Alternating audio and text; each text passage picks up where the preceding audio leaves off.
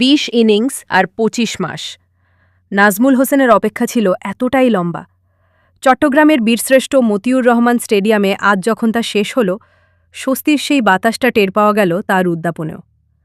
দৌড়ে ১ রান নিয়ে ৯৯ থেকে সেঞ্চুরিতে পৌঁছান নাজমুল। ক্রিজের সাদা দাগটা ছুঁয়ে তাকালেন আকাশে, হেলমেট খুললেন। সেঞ্চুরি করলে তার চিরচেনা উদ্যাপন ব্যাটে চুমু খেয়ে ড্রেসিং রুমের দিকে বাড়িয়ে দেওয়া। নাজমুল করেছেন তাও। তবে সবকিছুতেই ছিল একটা ধীর লয়, দীর্ঘ একটা অপেক্ষা শেষ হওয়ার স্বস্তিও। আজকের ইনিংসও গড়েও তুলেছেন এভাবেই। নিউজিল্যান্ডের বিপক্ষে সমতায় থাকা সিরিজে আজকের ম্যাচটা একরকম ফাইনালি। বাংলাদেশের জন্য সিরিজ জয়টা আরও গুরুত্বপূর্ণ হয়ে উঠেছে র্যাঙ্কিংয়ের শীর্ষ ৮ থেকে বিশ্বকাপ খেলার চ্যালেঞ্জের কারণে। অথচ এমন ম্যাচেই কিনা ৩২ রানেই নেই বাংলাদেশের ৩ উইকেট। সেখান থেকে যেভাবে ইনিংসটা গড়ে তোলার দরকার, নাজমুল করেছেন তাই।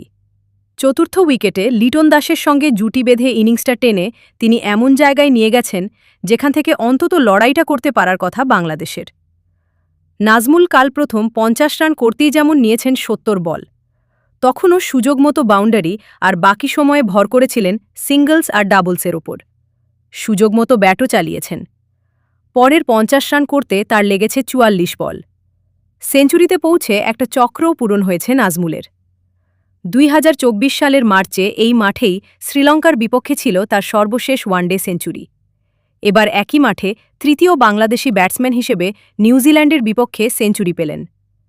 গত বছর হুট করে নাজমুলের কাছ থেকে কেড়ে নেওয়া হয় ওয়ানডে অধিনায়কত্ব। অধিনায়ক হিসেবে ওয়ান ব্যাটিং গড় ছিল ৫১.২৭। তবে নেতৃত্ব ছাড়ার পরই যেন ব্যাটের ছন্দটাও হারিয়ে ফেলেন নাজমুল। এই ম্যাচের আগে ওয়ানডেতে ১৪ ইনিংসে তার ৫০ ছিল মাত্র একটি। ব্যাটিং গড়টাও নেমে এসেছিল ১৮.৭৬-তে।